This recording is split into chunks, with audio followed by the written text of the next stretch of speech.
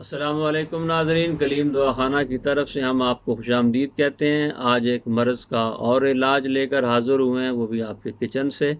اس مرض کا نام ہے لنگڑی کا درد۔ اس کی آسان تشریح یہ ہے کہ چلتے ہوئے عموماً گھٹنا بینڈ ہو جاتا ہے اور آدمی گر جاتا ہے۔ یہ عموماً کھلاڑیوں کو یا گیم کرنے والے لوگوں کو ہوتا ہے جی۔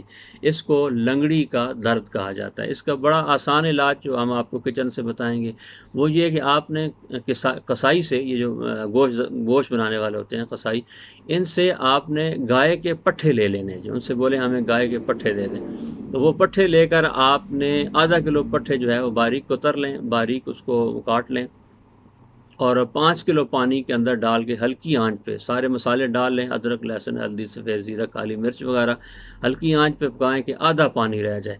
وہ جب آدھا پانی رہ جائے چولہے سے اتار لیں، اس کے اوپر سے تری ہوگی گھی کی، وہ اتارنی ہے آپ نے، وہ اتار لیں، باقی پانی محفوظ کریں، 1 کپ صبح شام استعمال کریں اس پانی کا، اس یخنی کا، اور جو تری ہوگی اس تری کی آپ نے روزانہ کھڑے ہو کے اس گھٹنے کی مالش کرنی ہے جی۔ 15 سے 20 دن کا عمل ہے، کریں انشاءاللہ لنگڑی کے درد سے نجات پائیں۔